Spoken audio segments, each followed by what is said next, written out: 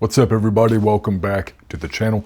If you're new here, we do a lot of fishing content and a lot of gear reviews, primarily revolving around bass fishing and ultralight fishing. That being said, in today's video, it's gonna be a pretty quick one. It's very cold out here. We're just gonna go over my winter fishing bag, kind of what I'm taking out on the creeks with me when I'm going out looking for some creek bass. As always, we're gonna be using my Samurai tactical bag and just my standard Bass Pro hemostats along with my boomerang line tool. And that's pretty much the exterior of this bag. So that being said, let's take a look at the inside of the bag. All right, so we'll start out with the main pouch up here. This is where I keep a lot of odds and ends, and this is where I just keep stuff that I kind of want really quick access to. So the main thing that I've got in that top main pouch is I've got my trout magnet and I've got my crappie magnet. These are virtually the same thing, minus one key difference. As you can see here, they're both split tail grubs with some jig heads, and that's it. But if you notice, the color options are vastly different. The reason why I like to have both with me is that there's a handful of creeks that I go to predominantly, and the water conditions can vary, greatly between each creek. So if I'm in clear water, I'll hover more towards natural colors, and if I'm in dirty water or more murkier water, I'll gravitate towards the more neon colors that the trout magnet will have. But other than that, these are just really simple kits. I think I got these from Bass Pro for like 12, 14 bucks each. They're very inexpensive. They come in nice containers to keep everything separated and organized, and they're small enough that they can go into your pocket, they can go into your chest mount, they can go into your bag, whatever, and they're always at the ready for you whenever you want to throw something real small. When it comes to this middle pouch here, not much has changed since the last video. This is just where I keep my dry goods, such as my maybe filters for my camera lens, camera batteries. I have like an adapter for an Arca Swiss that goes onto my tripod for my phone. Things like that will just go into this middle pouch here and keeps all my camera stuff in one spot. Of course, we got my pouch down here for my sunglasses, and then the bulk of my pack is right here in this main pouch, which has all been broken down to just 2 containers.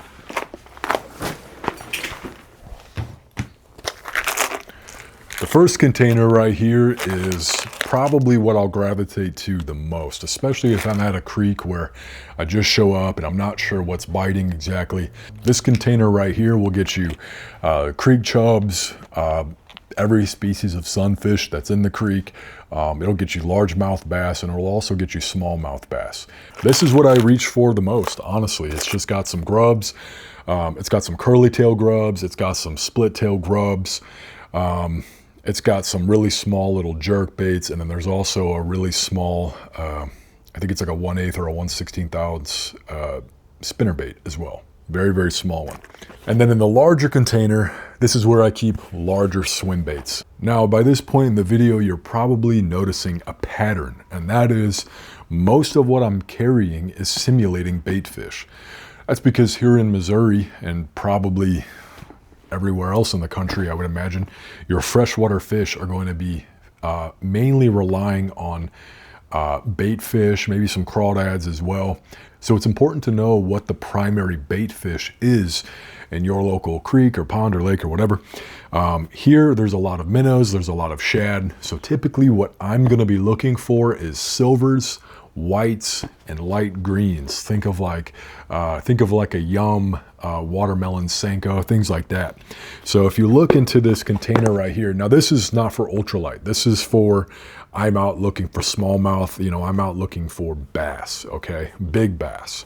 Whenever I pull this out, it's because something is telling me that there's big bass in the water and I'm looking for them.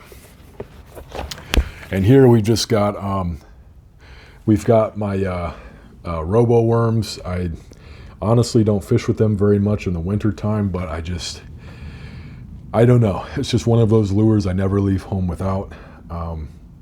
Probably my favorite rubber worm is that robo worm. I love those things. And then we've got a variety of swim baits. Okay, now in Missouri creeks, there's a lot of sunfish. Specifically, you know, there's a lot of green sunfish, there's a lot of yellow sunfish, and there's a lot of like pumpkin seed sunfish. In one of my videos that I did over the summer, I think I caught like almost every species of sunfish that's common in Missouri. But that's why I like these ones so much, is they're a white lure, and then they just have a little spot of yellow orange peeking through. These are really nice. I use these a lot. Same thing, we've got a white one that has a little bit more gray on it. This is kind of your standard bait fish. And then also over here, we've got a ribbed swimtail. These are probably what I'm going to rely on the most. These gray ones are rock solid. This is going to replicate the majority of bait fish that we have here in Missouri. It's just a little bit of white, a little bit of gray, you know, looks a little silverish. That's perfect. That's going to catch you anything. And then we also have, again, if we're fishing a little bit, maybe the water is a little bit dirtier. Maybe we just had a lot of snow melt and bring a lot of mud into the water. So I'll brighten it up just a little bit and I'll fish this white ribtail right here. It just depends on kind of what the water clarity is like.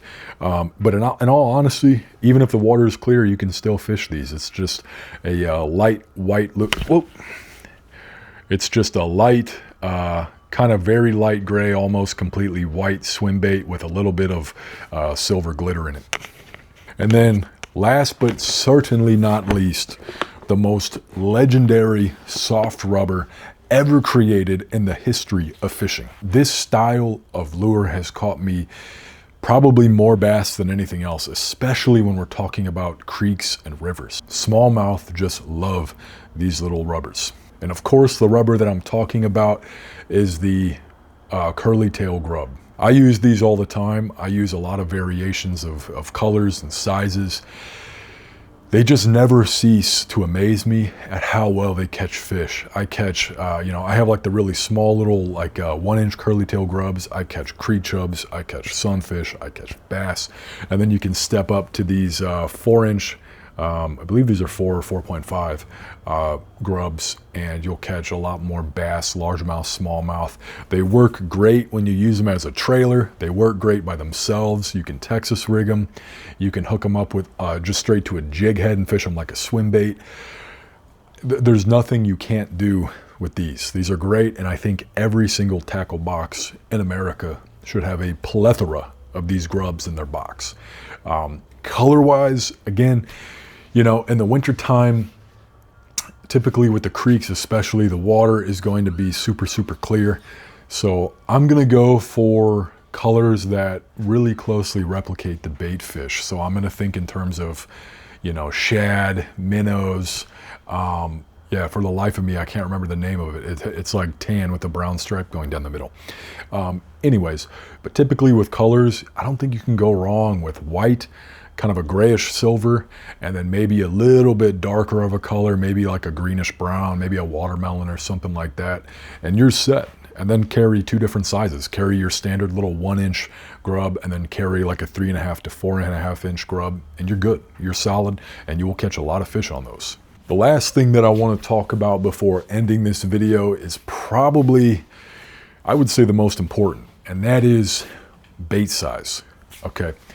There's 2 different trains of thought that I've heard from different fishermen. Here's my train of thought when I think about the lure size and presentation of bait to a bass. So I'm thinking about things like the water is going to be very cold, which means the metabolism is going to be lower, which then means that the rate at which they burn the calories from their last meal is going to slow down by a lot, right? That's why the bass are so lethargic, is they're slowing down, they're more lethargic. A lot of times when you see bass in a creek or a river or wherever, they're moving very slow. It almost looks like they're just kind of floating through the water very slowly. And because of that, I find that I do much better when I'm fishing and I'm using smaller lures, okay? So I'm presenting them with a snack rather than a full course meal. You know, late fall through early spring, I definitely start to reduce that size of the lure.